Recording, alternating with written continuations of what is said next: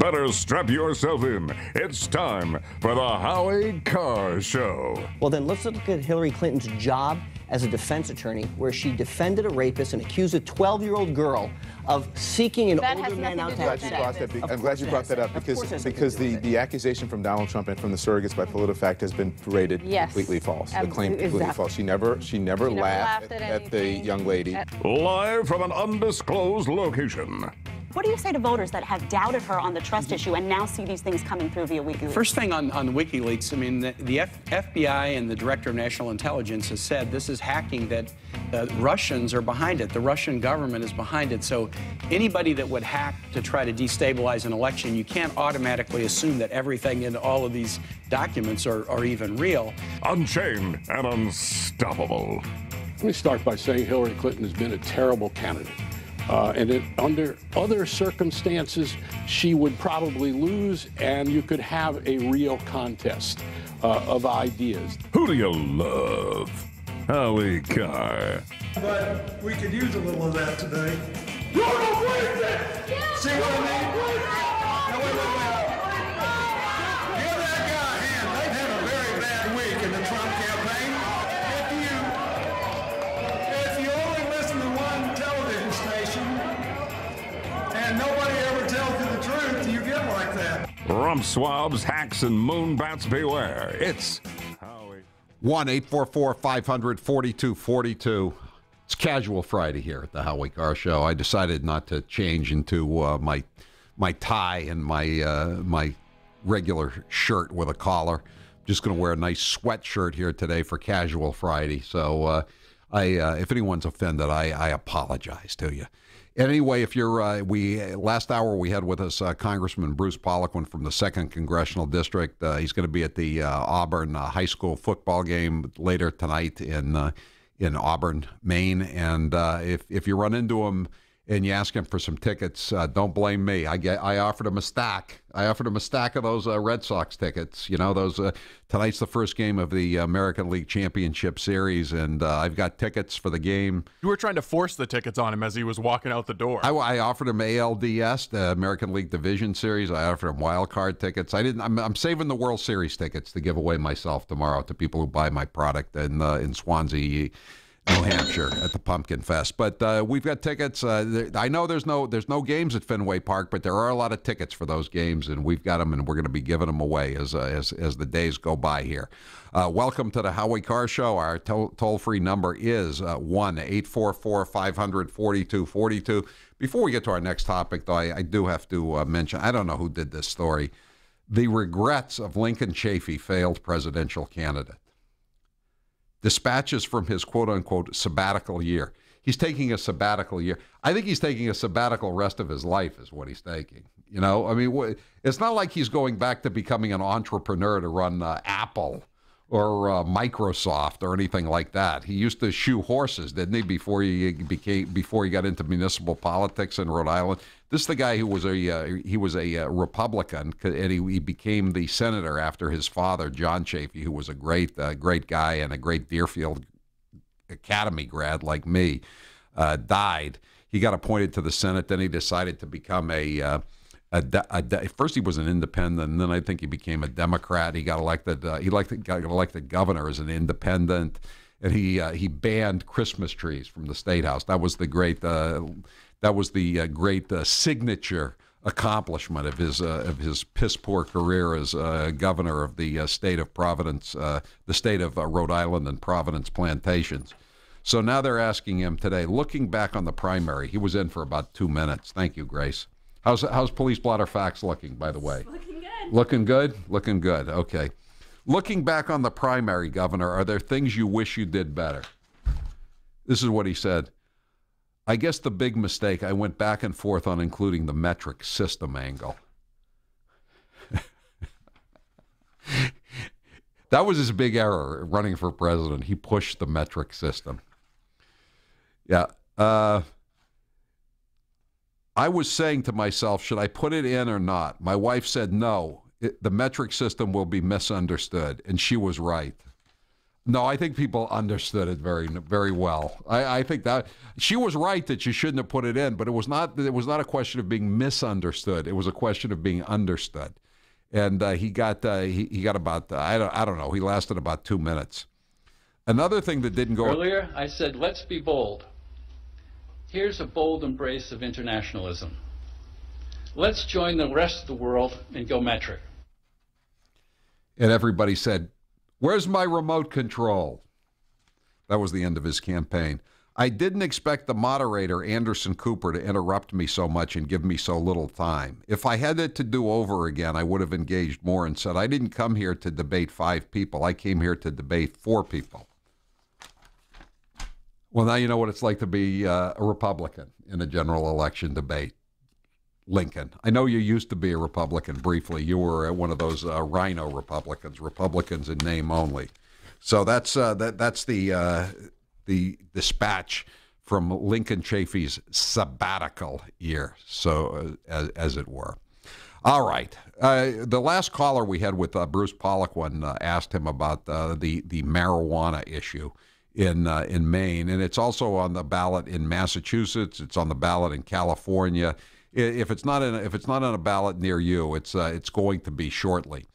And of course, the question is, will marijuana be legalized in all of these states, whether it's Maine or Massachusetts or California or elsewhere? And as you know, it already has been legalized in several states, including Colorado. And I don't think things have worked out very well in Colorado. So I think it's a good time to do an hour on the marijuana question. Would you vote to legalize marijuana? My answer is no. I would not vote to legalize marijuana. And that does not mean that I want to throw anybody in jail for smoking weed. But I don't think it's a good thing to make it easier to. I don't think it's helpful to society to put another drug, make another drug available to the general populace. If you can get the drug, that's fine. But I don't think the thing is, 50 years ago or 100 years ago, when we didn't have this welfare system, and it was just up to you, I would probably say, okay, if you want to smoke pot, that's fine. But now we have this welfare state, and we have so many people are out of the workplace, out of the workforce already. 94 million, 95 million. We have all these people that have gone on SSDI, Social Security Disability Insurance. They claim they're disabled, and welfare is available. We have a record number of people on SSDI, on SSI, a record number of people on food stamps, and I just think that this is going to encourage more people to leave the workforce. I don't think it's a good idea. I just don't think so. And I know, yes, I know. You have every right to do whatever you want to do. But the problem is that a huge number of people who are going to abuse marijuana, and yes, you can abuse marijuana. I'm sorry. I don't care what anybody says. I am somewhat familiar with the drug. I'm somewhat familiar with THC and cannabis, whatever you want to call it. And I think that a lot of people do abuse it, and it does destroy your, or it certainly erodes your work ethic, especially in the stronger doses that I'm now told are available, unlike when I was a kid, and more familiar with it than I am today. I just don't think it's a good idea. And you know, again, people are going to say, they're already texting in and saying, it's not as bad as alcohol. I agree. I will stipulate that it's not as bad as alcohol.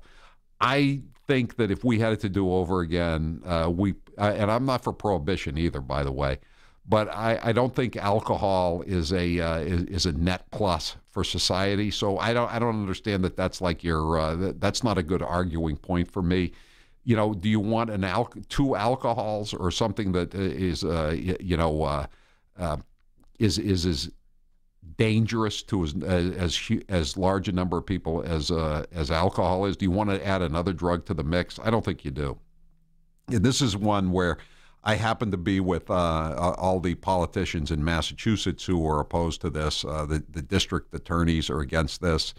The governor, who's a Republican, Charlie Baker, is against this. The attorney general, who's a Democrat, who I don't like very much, Maura Healey, she's against this. The mayor of Boston, who is a recovering alcoholic, Marty Walsh, a Democrat, he's against it. And again, I don't agree with them on very many issues, even the Republican governor. But in this case, I happen to think they're right. I just don't think you want to add another drug to the mix. You know, I mean, the whole thing was with opioids is we didn't have a problem with opioids 40, 50 years ago. They put in something. Somebody put in a footnote, I believe it was, in a journal, a medical journal, saying that it's not such a bad thing to give people these synthetic opioids as pain relievers. How's that worked out for everybody? It's not worked out very well at all, has it? It's created a huge problem. And again, people are going to say, "How dare you compare heroin to marijuana?" It's a drug, okay? That's why I'm comparing it. And you know, of course, it's not as potent and as dangerous a drug as an opioid or an opiate is. THC, marijuana, whatever you want to call it, a Class D controlled substance as opposed to a Class A controlled substance. But do you really want to add another drug to the mix? I don't think you do. I don't think it's a good idea. And that's why I will be voting no on it. And I would suggest that everyone vote no. And that doesn't mean I think it's going to, my point of view is going to prevail. For a while in Massachusetts here, the anti-legalization forces were within striking distance. They're no longer within striking distance. It's like 50-40 now. Maybe they can swing it in Maine. I don't know in California. I don't know what the numbers are in those states. But I'm just throwing it out there. We haven't talked much about this. Seems like a good time to be talking about it since it did come up in the discussion with Bruce Poliquin. I don't blame him for not wanting to take a stand. You know, I mean, he's just concerned with getting reelected himself, and there's going to be a huge number of people in his congressional district and all across the country who are going to be voting to legalize this. People who are generally conservative. But I just don't think it's a wise decision. Verna, you're next with Howie Carr on the General Communications listener line. Go ahead, Verna. You there, Verna? Verna's gone. Russ, you're next with Howie Carr. Go ahead, Russ. You know, Howie, first of all, according to AAA, any place where recreational drugs are legalized, accidents increase. Right. There is no question about that, okay? And according to a publication that puts out by the Commonwealth of Massachusetts, that marijuana is twice as bad than cigarettes as far as lung cancer is concerned. You know? Now, also, marijuana, it stinks, and to me, it's worse than cigarettes. And most people, it should be socially unacceptable, but it's surely socially unacceptable to me. The other thing is, Howie, is that, let's face it, there is not one drug on the market that's legal, that you can buy over the counter, that doesn't come with side effects. All drugs come with side effects. Right. And the other compounding problem is you don't know what's in that marijuana that you're buying on the street. Now, of course, the proponents on the other side say, well, you know, the illegal drug industry will be affected and all this other stuff. Hey, you know something? They tax it. What's going to happen? People are going to buy it elsewhere. It's just like right now, anyone that smokes cigarettes, and you drive up to New Hampshire at least once every other month, and why should you pay double in the state of Massachusetts? So there's no question. All their arguments are bogus. And you know, the thing is, too, they say, well, you know, it's better to be stoned and driving around than drunk and driving around. I don't buy that argument at all, by the way. That is totally bogus. I mean, I'm looking out on 128 right now from my studios, and I think if you're stoned out of your mind, you're just as dangerous a driver as if you have had like 5 cocktails. And I can prove that by the fact that there was a state cop killed earlier this year on the Massachusetts Turnpike by a guy who had just left one of those quote unquote dispensaries, the dispensary in Brookline Village, and the guy had gotten his quote unquote prescription. And it fired up a bone right or whatever you want to call it right there right in the car, and he got so stoned that he drifted over from the passing lane into the breakdown lane where the state cop was writing out a ticket or doing some kind of traffic stop, and he killed this guy. He killed him And there was no reason for this guy to die, and he left 5 kids.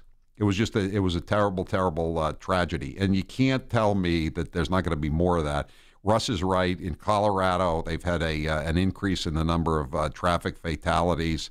They've had people buying these marijuana brownies, and they just get left out. A kid eats the marijuana brownie. Some old person who doesn't know what they are just eats the brownie. Some guy attacked his cat. There was a story. There was a story last summer in Colorado. Yeah, the guy was yelling at his cat after he had eaten the marijuana brownie. I mean, I know it's an anecdote, but this is the kind of stuff that's going to happen. 1-844-500-4242. I'm Howie Carr. That's right, Howie Carr.